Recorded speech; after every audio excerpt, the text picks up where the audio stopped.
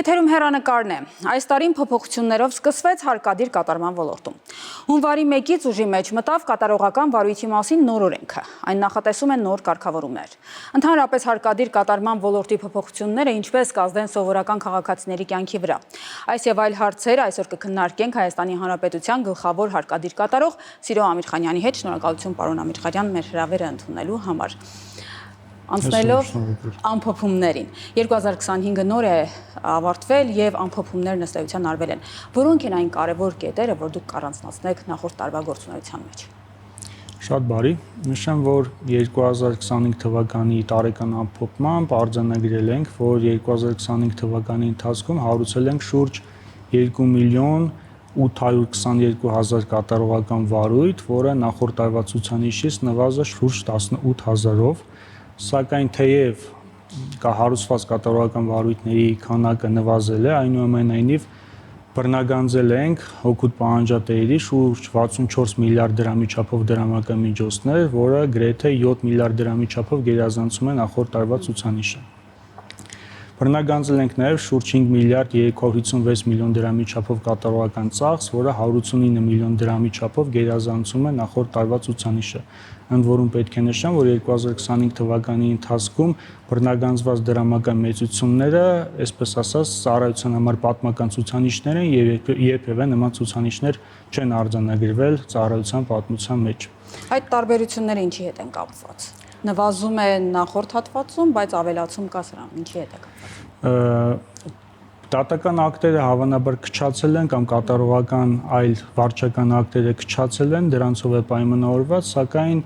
պայմանավորված նրանով, որ ծառայության գործունեության արդյունավետությունը ինչ-որ առումով բարձրացել է, հետևաբար բռնագանձված դրամական միջոցների քանակը որպես այդպիսին չի պակասել, այլ ընդհակառակը ավելացել է։ Նաև ոչ դրամական բնույթի կատարողական վարույթներով ունենք որակի էական բարձրացում, որտեղ որոշակի թվական ցուցանիշներ հնչեցնելը մի քիչ բարդ է։ Քաղաքացիների կյանքին առնչվող ամենակարևոր տեղեկությունը հետևյալն է, երբ նրանք իմանում են արգելանքի մասին իրենց հաշիվների բանկային շատ պատահաբար չկատարված պարտավորությունների դիմաց կատարված։ Այս դեպքում ինչպես է ընդհանրապես գործընթացն իրականացվում։ Տեսեք, երբ որ հարկադիր կատարողը հարուցում է կատարողական վարույթ, համապատասխան փաստաթղթերը ուղարկվում են կատարողական վարույթի հասցեատերերին փոստային ծառայության միջոցով։ Սակայն ցավոք պետք է նշեմ, որ ուղարկված ծանուցումների 70-ից 80%-ը վերադարձվում են ծառայություն չպահանջված կամ անհայտ մակնշմամբ։ Սակայն այդ խնդիրը մեր կողմից ուսումնասիրվելու արդյունքում որոշում է կայացվել, որ պետք է օրենքում որոշակի փոփոխություններ արվեն եւ հենց դրանով պայմանավորված կատարողական վարույթի մասին օրենքով արձանագրվել է, որ ծանուցման եղանակում կատարում են էական փոփոխություններ։ Առաջին հերթին պետք է նշեմ, որ ծանուցման առաջնային եղանակ դիտարկվում է անձնական գրասենյակ հարթակը, երբ որ քաղաքացիները կարող են ԵՍՄ նույնականացման համակարգի միջոցով գրանցվել այդ հարթակում եւ ստանալ իրենց վերաբերյալ ամբողջական տեղեկատվություն հարուցված վարույթների հետ կապված, ընդ որում կարող են նաեւ ծառայության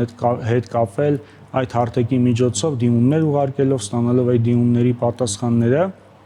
եւ կարծում եմ այդ հարթակում գրանցվելու արդյունքում վերջիններս անակնկալ, այսպես ասած, արգելադրման որոշումներ բանկերից չեն ստանա։ Ծանուցման մասով, եղանակների մասով ունենք նորամուծություններ, նաև ծանուցման առաջնային եղանակ է դիտարկվում ինտերնետով հրապարակային եւ անհատական ծանուցման մասին օրենքով սահմանված կարգավորումներով իրականացվող ծանուցումը, էլեկտրոնային փոստայով, հետո նաև փոստային առաքանի եւ ազդարարման համակարգը որպես ծանուցման եղանակ։ Կարծում ենք, այս փոփոխությունները կնպաստեն եւ կհանգեցնեն նրան, որ քաղաքացիները այլևս անակնկալ որևէ վարույթի վերաբերյալ տեղեկություններ չստանան, այլ մշտապես վարույթ հարուցելուց հետո տեղեկանան իրենց վերաբերյալ առկա վարույթների մասին։ Ես որքան հասկանում եմ, նույնը վերաբերում է օրինակ սահմանահատումների ժամանակ այդ դրված արգելանքների մասին հանկարծակի իմանալուն։ Սա այդ կապված, այո, մենք կրկին որոշումներ ենք կայացնելու եւ ուղարկելու ենք կողմերին, հետեւաբար ենթադրվում է, որ վերջիններս ունեն իրական հնարավորություն այդ որոշումներին ծանոթանալու։ Սակայն կուզեի նաև հատկապես ընդգծեի, որ կարգավորումները այնպիսին են, որ դրամական բնույթի կատարողական վարույթներով անձանց սահմանահատումները չեն արգելվելու։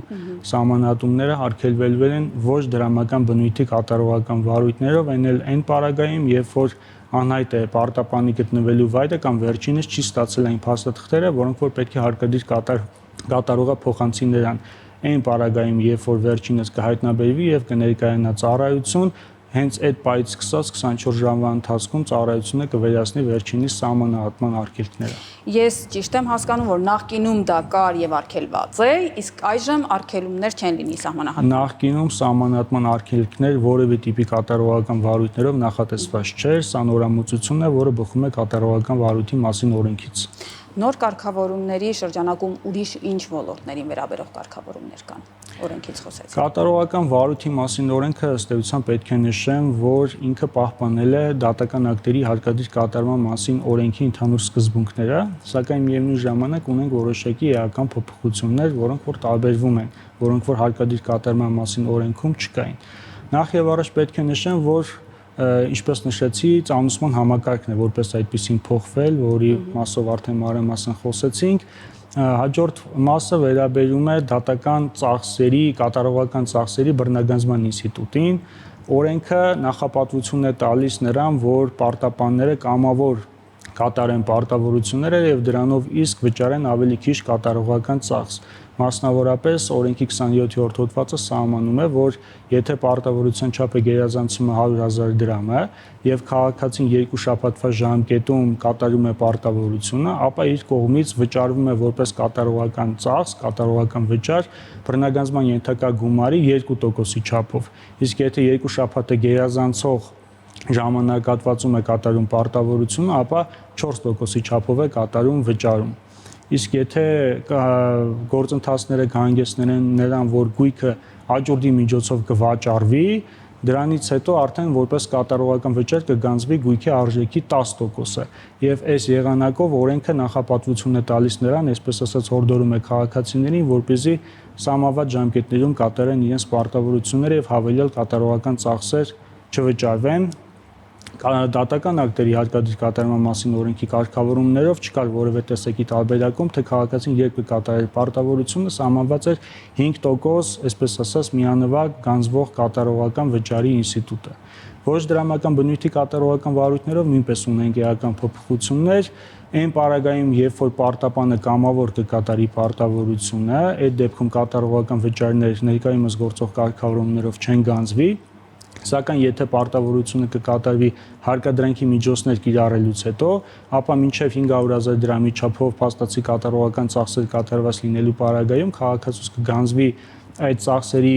եռապատիկի, սակայն ոչ պակաս քան 100,000 դրամի չափով կատարողական վճար։ Այսինքն այս պարագայում նույնպես օրենքը նախապատվություն է տալիս նրան, որ քաղաքացիները կամավոր հիմունքներով կատարեն իրենց պարտավորությունները։ Նորամուծություններից ըստ երևույթին պետք է նշեմ, որ ընդլայնվել է պարտապանի եւ պահանջատիրոջ տնօրինչական լիազորությունները արդեն կատարողական վարույթի շրջանակներում։ Դա ի՞նչն է։ Ներկայումս գործող կարգավորումների համատեքստում պահանջատերը եւ պարտապանը կարող են փոխադարձ պայմանավորվել կատարողական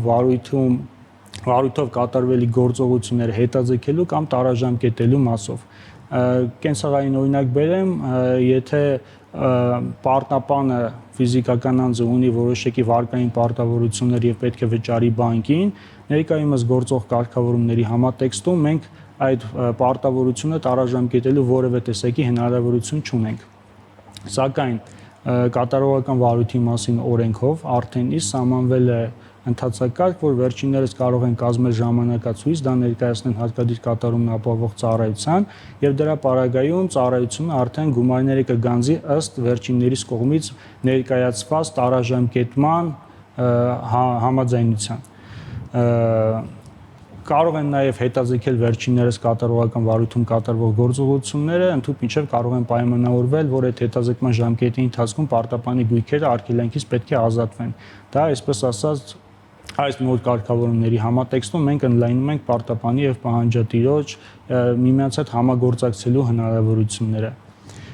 Հաջորդ նորամուծություններից պետք է նշեմ, որ օրենքով սահմանվել է գույքի թույլատրելի տնօրինման եղանակներ, օրենքը սահմանում է, որ պարտապանը իրավունք ունի գնահատված շուկայական արժեքից ոչ պակաս գնով վաճառելու իր սեփականությունը այն դեպքում, երբ որ գույքը որպես այդպեսին արգելադրվել է։ Դատական ակտերի հարկադիր կատարման մասին օրենքը նման կարգավորում ընդհանրապես չէր նախատեսում, նոր օրենքը, այսպես ասած, նախապատվություն է տալիս նրան, որ պարտապանը սեփական հայեցողությամբ տնօրինի իրեն սեփականության իրավունքով պատկանող գույքը եւ կարող է վաճառել վերջինս ցանկացած անձի, իհարկե հարկադիր կատարողի թույլտվությամբ։ Ունենք նաեւ փոփոխություններ գույքերը վարձակալության հանձնելու մասով։ Կրկին դատական ակտերի հարկադիր կատարման մասին օրենքը այս հարցը չէր կարգավորում, սակայն կատարողական վարույթի մասին օրենքը նախատեսել է, որ այն դեպքում, երբ որ սահմանափակվել է գույքի օգտագործման իրավունքը,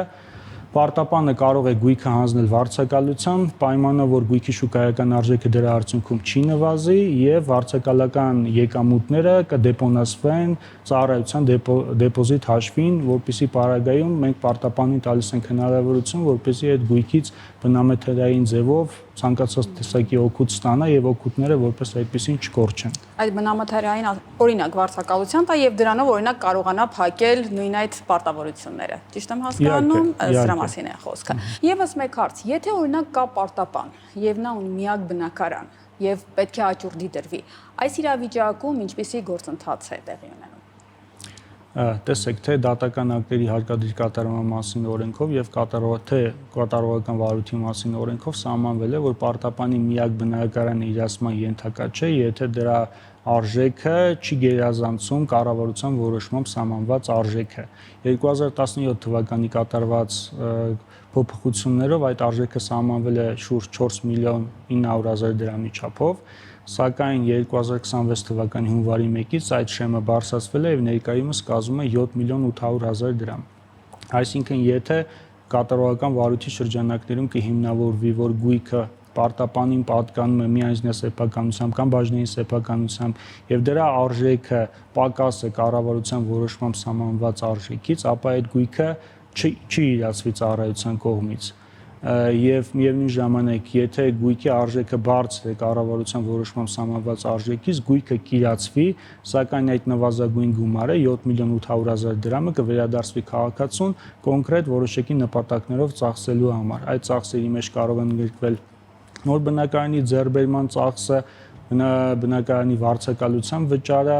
կյանքին, առողջությանը պատճառած վնասների հատուցման ծախսերը, ինչպես նաև կրթության ծախսերը։ Այդ դրամական միջոցները կդեպոնացվեն հարկադիր կատարման ծառայությունում եւ երբ որ կհիմնավորվի, թե ինչ նպատակով են ուզում ծախսել այդ դրամական միջոցները եւ եթե այդ նպատակները կբխեն օրենքից, գումարը վերադարձվում է պարտապաններին եւ այդ ամեն ինչի նպատակը այն է, որ պարտապանները չզրկվեն իրենց միակ կեցության վայրից։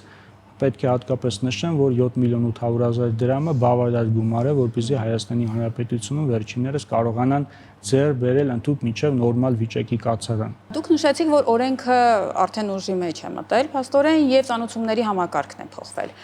Ինչ է փոխվել այդ ծանուցումների համակարգի ներդրումից հետո։ Ճիշտ է, շատ կարճ ժամանակ է անցել, բայց դուք տեսնում եք փոփոխությունը։ Մենք փոփոխություններ բնականաբար տեսնում ենք, այդ անձնական գրասենյակ հարթակում մեր քաղաքացի շահառու քաղաքացիների թիվը արդեն իսկ օրեցօր ավելանում է եւ այս հարթակը օգտագործելով կրկին ցանկանում եմ հորդորել մեր քաղաքացիներին գրանցվել անձնական գրասենյակ հարթակում, որի պարագայում կստանան իրենց վերաբերյալ պահանջվող ամբողջական ինֆորմացիան առանց որևէ ինչ-որ փաստաթղթաշրջանառության բարդությունների։ Երբ որ ուժի մեջ կմտնի նաև կառավարության որոշումը, որը բխում է ինտերնետով հրապարակային եւ անհատական ծանուցման մասին օրենքի կարգավորումներից, կարծում եմ ծանուցված լինելու խնդիրը պետք է որ մեր քաղաքացիների համար ընդհանրապես իսպառ վերանա եւ չլինի որևէ տեսակի դեպք, երբ որ քաղաքացին կարողանա ասել, որ ես ծանուցված չեմ եղել իմ վերաբերյալ որոշակի գործողությունների կամ գործառնությունների մասին։ Պարոն Ամիրխանյան, հարկադիր կատարման ոլորտում բազմաթիվ լիազորություններ կան, որ պետք է իրականացնեն, պատասխանատվությունը մեծ է, բայց արդյոք ռեսուրսները հերիքում են, որ ինքը կարողանա միայնակ իրականացնել դա տարբեր իրավիճակներում։ Մենք, այսպես ասած, այո, պետք է արձանագրեմ, որ աշխատանքը շատ բազմածավալ է, որը որ կատարում է ծառայությունը, սակայն տրտնջալը